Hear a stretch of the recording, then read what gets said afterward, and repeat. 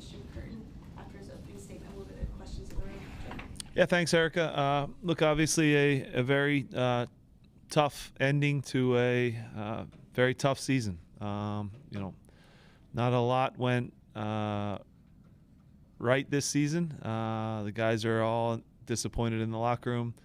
I thought we actually started the game obviously well. Quinn gets us a goal. We have a chance to get the second one with Mikel with the little 1v1 that he had.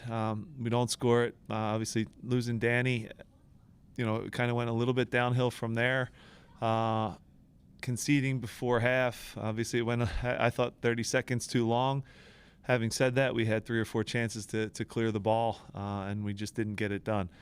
Come out in the second half and obviously have an unfortunate error. And against a good team, you can't give teams goals.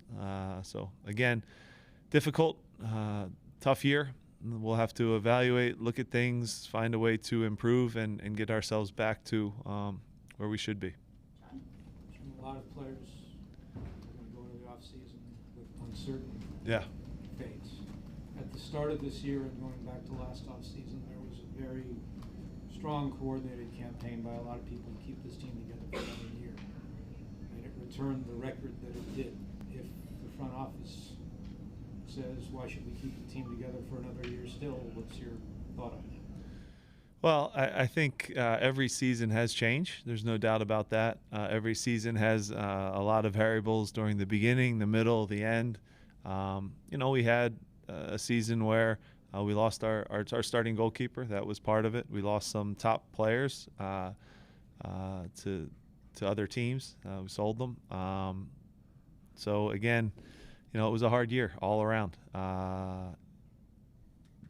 I still think we brought a good group of players back. I guess there could be something to be said for, were those players maybe looking over their shoulder and pushed, or were they maybe comfortable? I don't know. I can't really answer that, but we'll have to look back and analyze everything, break down what we did well this year, what we did very poorly, which was, I thought, defensively as a team, conceding too many goals. And, we'll have to, I would say, retool. We're not going to rebuild the whole thing. I don't think we have to tear the whole thing down.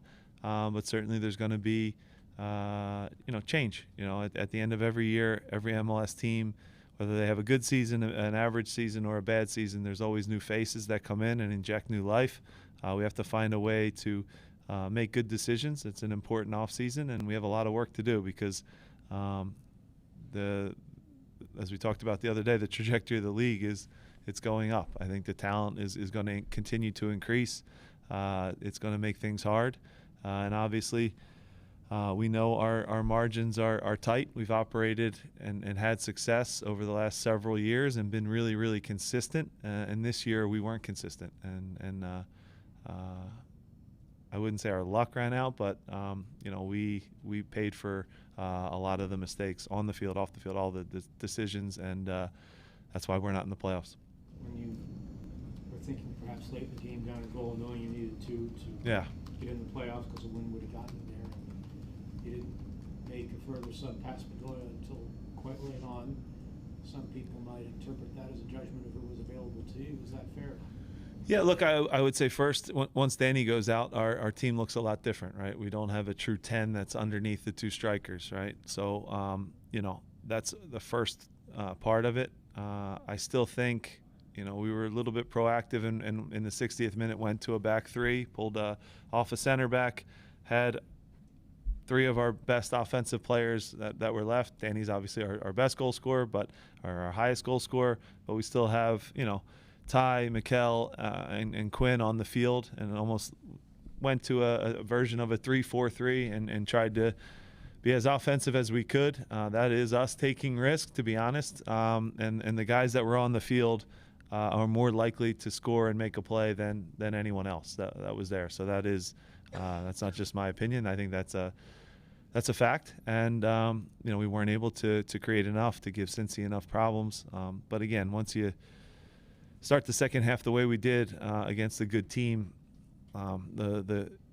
you lose the energy in the building. Obviously, you lose the the belief, the confidence, and from there we made it really hard on ourselves. Did you think the effort was good enough after the Glesnes own goal? I think the guys always fight, since he's a good team too, So again, what we learned this year in a lot of the 1-goal games, we came up really, really small. The things that we were really good at, grinding out results in 2-1 games, 3-2 games, 1-0 games, that was kind of our bread and butter over the last 5-6 years. The close games, we found ways to win. This year, I would say we found incredible ways to lose. In ways that if I put both goals, we have 4 chances to clear a ball, basic defending, and we didn't get it done.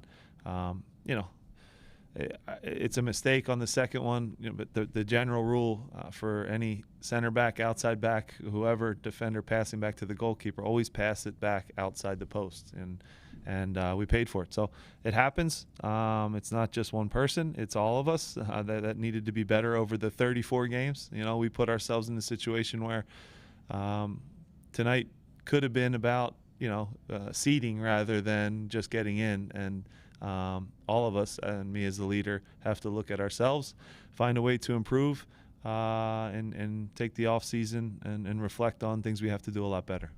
To the extent that they have any control or say in it, do you think that this group has played over the last stretch today and over the last stretch like a group that wants to stay together, or that is fighting to stay together? Yeah, that's a great question. I think it's a fair one. It goes to Jonathan, what Jonathan asked too. They weren't together the whole year. You know what I mean? That's the other thing. So Andre wasn't here. Jose's not here. Carranza's not here. Damien's not here. So there was change to top starters in MLS. So I still would argue with Andre, with that full group, I think the season looks different. You can analyze it and talk about it, but it's gone now. So I have to answer the hard questions. But I think your question is fair. Maybe guys do get down when they lose players, or the guys leave that are friends, or guys that are part of it are changed. And that's the reality of every team. We have to be strong enough as a team, though, to adapt, to adjust, to make the new people feel comfortable and go to another level. But that part of things, change is normal in the season, and we just didn't handle it well enough and push and get enough points. Jeff? Did you think at all when Gosling comes off to maybe keep it more attacking, even up 1-0? I know Yeah. he's probably, you'd say, your best option from a midfield role, but you maybe regret maybe not being more progressive with that sub, regardless of being up on the bench? Yeah, I still think Danley was the right one. So after we scored in the 3rd minute, if you remember, the minutes after that, they gave us some real problems. They came at us really good with the 2-10s, the way that they played it with Kubo up top and the 2-10s in there. So we went with Danley's kind of quickness and ability to break plays up, and we went more to a 4-4-2 kind of flat. And it was comfortable until we don't clear a ball at the end of the half, and then that changes the whole narrative. And goals change the reality of things. I thought we actually played a pretty organized half, even after Danny went out. Had a goal. I agree. It is important to be proactive and go for a second goal. I understand that, but we can talk about who is that direct 10 replacement to do it right now in a game like this with still 85 minutes left, So we went with that sub. Danley did a good job. I thought he played a good game, but wasn't enough on the night. Once you see Charlotte go ahead to 1-0 lead, Yeah. 2-0 lead, and the only, I guess, you can consider Bedoya attacking with to fill that role of Straffinelli. Yeah. Do you regret not bringing him on sooner? And you have Captain Sullivan. I know he's still young. There's still a lot for him to learn. Yeah. If he's your best attacking option, potentially, why not throw him out there and see what he can do? Yeah, look, at that phase of the game, I think we still were aggressive and pulled the center back off. We're not a team that plays very well with 3 in the back. So, at that point, we did throw enough numbers forward, 3-4-3. I mean, you could argue the personnel for sure, but that was us with our top two strikers on the field, Quinn, who's made plays for us all year, and I just would argue those guys make more plays than the options that we had. So, yeah, and when we don't win, though, there's always hindsight, and you could flip a coin and say maybe somebody could have made a play for us, but we went with the guys that we relied on the most during the year. He hasn't. Yeah, he didn't have a full week of training.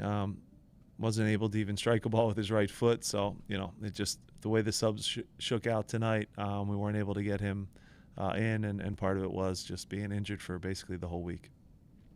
We're going to go last three. We'll start with Jose, go to David, and after.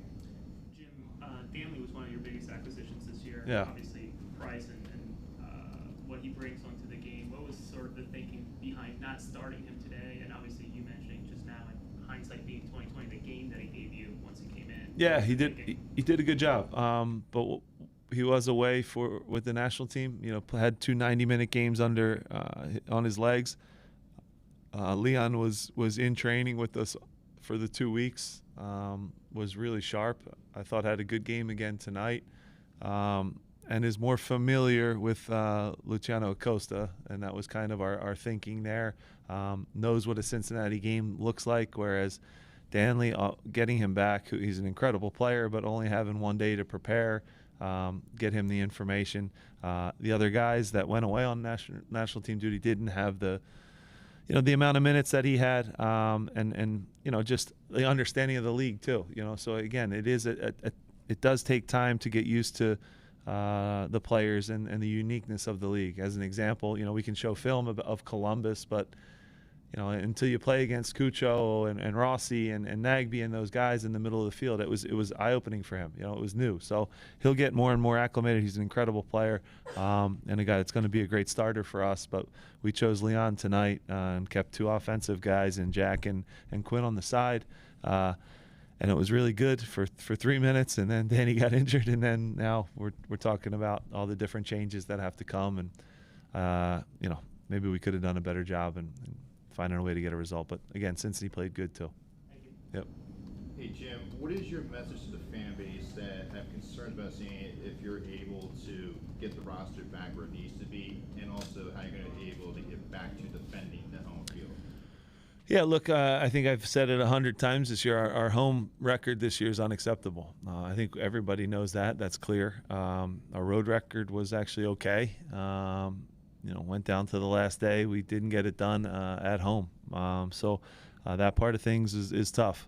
In terms of the fans, I think the fans know as well as I know that this year was not acceptable. It's not where we want to be. We have to, like I said, retool. I don't think it needs to be a complete rebuild. We still have really good, young, talented players coming up. We have a good group of veterans that have won a lot of games here. We have to find the right pieces now to add to the group to inject some life. And we'll do that in the offseason. It hurts now, to not be in the playoffs. Makes me feel sick because I know we're a team that is as good as some of the teams that are in there, but the 34 games do tell the truth, and this year we made far too many mistakes and lost too many points that we should have comfortably took. So you get what you deserve in this game, and it tells the truth, and it humbles you when you think you maybe are at the top, and we got humbled this season for sure. Yes, Coach, almost 10 years as Phillies coach. What can you tell us about your future? Will you be there next year? I hope. I have a contract through 2026, so I don't make those decisions. But I want to be here in Philly. This club means a ton to me, and those decisions are made by people above my pay grade.